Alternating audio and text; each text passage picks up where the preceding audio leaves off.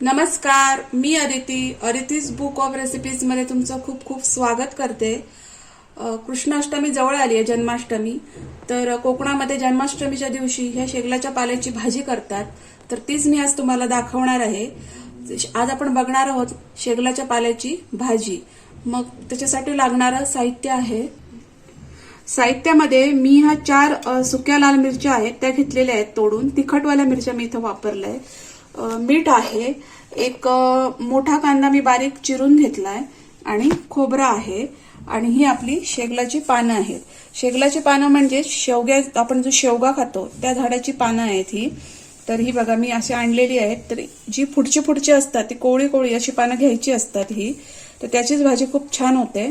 आणि ही कशी साफ करायची ते पण मी तुम्हाला दाखवते। तर असं एक पान घ्यायचं पूर्ण हातात आणि त्याला ह्या अजून असे पानं असतात ही बघा अशी। तर ह्या प्रत्येक पानांमधून आपल्याला ही छोटी छोटी जी पानं आहेत ती सेपरेट करून घ्यायची आहे, ही अशी। पुन्हा एकदा दाखवते। हे प्रत्येक पानांमधून ही जी छोटी छोटी पानं आहेत ती आपल्याला अशी सेपरेट करून घ्यायची आहेत। कोवळी कोवळी पानं घ्यायची, जून असेल, मागची पानं ही जून असतात झाडावरची, तर ती घ्यायची नाही। जी फांदीला पुढे पुढे आलेल्या असतात पानं, एकदम लाईट ग्रीन दिसतात, तर ती घ्यायची आणि असे प्रत्येक ह्याच्यातलं हे काढून हे असं पूर्णपणे पानं ही सेपरेट करून घ्यायची। आता ही सेपरेट करून झाली की ही धुवून घ्यायची आणि बारीक चिरून घ्यायची। तर मी आता तसं करते, हे सगळं सेपरेट करते, ती धुवून घेते आणि बारीक चिरून घेते आणि नंतर तुम्हाला दाखवते भाजी कशी करतात ते। चला आता मी भाजी नीट धुवून अशी चिरून घेतलेली आहे, ही बघा बारीक अशी चिरून घ्यायची। कोकणामध्ये अष्टमीच्या दिवशी श्रीकृष्णाला नैवेद्य दाखवताना ही भाजी असते। ह्या भाजीसोबत आंबोळी आणि काळ्या वाटाण्याची उसळ पण बनते। तर आता अष्टमी जवळ आली आहे, तुम्ही नक्की ही बनवून बघा। आणि ह्या दिवसामध्ये केलेल्या ह्या भाजीची चव पण खूप छान लागते आणि ही फार आरोग्याच्या दृष्टिकोनातून सुद्धा ही भाजी खूप चांगली आहे। ही खाल्ल्यामुळे अनेक आपल्याला बेनिफिट्स मिळतात। तर आता आपण बनवायला घेऊया। चला आता मी कढईमध्ये तेल गरम करत ठेवलंय। एक कांद्याला फोडणीसाठी आपल्याला साधारणतः 1 चमचा तेल लागेल। तेल गरम झालं की आपण हा जो बारीक चिरून ठेवलेला कांदा आहे तो घालायचा आणि कांदा सोबत मी लाल मिरची ठेवली ती घालते, सुकी लाल तिखट मिरची आहे। तुमच्याकडे नसेल तुम्ही हिरवी मिरची याच्याऐवजी वापरली तरी चालेल, पण लाल मिरची या भाजीमध्ये खूप छान दिसते। कांदा आपण तेलामध्ये जरा परतवून घेऊया। चला आता एक अर्ध्या मिनिटासाठी मी हा कांदा परतवून घेतलाय, कांदा आणि मिरच्या। कांदा थोडासा परतून झाला की आपण हा जो चिरून ठेवलेली भाजी आहे ती घालायची।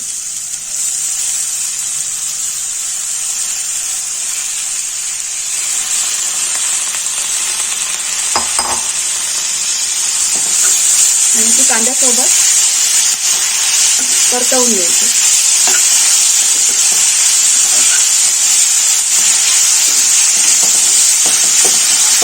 या भाजीमध्ये पाणी नाही घालायचं, कारण आपण धुवून घेतलेली भाजी आहे, ही वाफेवरच शिजवायची असते। मी आता इथं मीठ ऍड करेन। मीठ पण कमी घालायचं, कारण ही शिजल्यानंतर भाजी फार कमी होते, त्यामुळे मी अगदी इथं अर्ध्या चमच्यापेक्षाही कमी मीठ वापरलंय। आणि मीठ घातल्यानंतर पुन्हा एकदा ही व्यवस्थित मिक्स करायची, कारण मीठ घातल्यानंतर ह्या भाजीला थोडंसं पाणी सुटेल आणि मग मंद आचेवर त्याच पाण्यात आपल्याला ही भाजी वाफवून घ्यायची आहे। बघा मीठ घातल्यानंतर भाजी एकदम कमी झाली।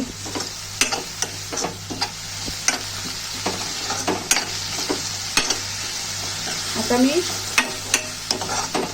मंद गॅसवर एक अर्ध्या मिनिटासाठी ही भाजी मी आता वाफवून घेते। चला आता आपलं अर्धा मिनिट झालेलं आहे, आपण बघूया। मस्तपैकी भाजीला आपल्या वाफ आलेली आहे। लाल मिरच्यांमुळे भाजी खूप छान दिसते आणि चवीला पण एक थोडी वेगळी टेस्ट येते। ही वाफेवरच करून घेतलेली भाजी। आता आपण याच्यामध्ये ओलं खोबरं घालूया।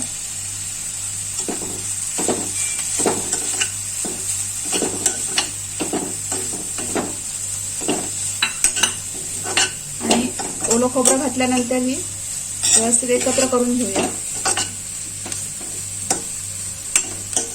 आणि ओलं खोबरं घातलंय म्हणून अगदी 2 सेकंदासाठी आपण याला एक वाफ देऊया, अगदी 2 सेकंदासाठी. चला आता आपले 2 सेकंद झाले आहेत. मंद गॅसवर आपण ही भाजी व्यवस्थित वाफवून घेतलेली आहे. भाजी झालेली आहे. मी आता गॅस बंद करते.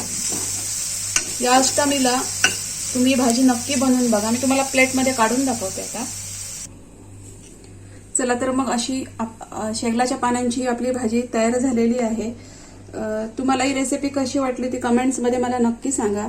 या अष्टमीला ही अशा प्रकारची भाजी बनवून बघा, खूप छान लागते चवीला. व्हिडिओ आवडला असेल तर लाईक करा, शेअर करा, माझ्या चॅनलला सबस्क्राईब करा आणि आपण भेटू आता नेक्स्ट व्हिडिओमध्ये. थँक्यू.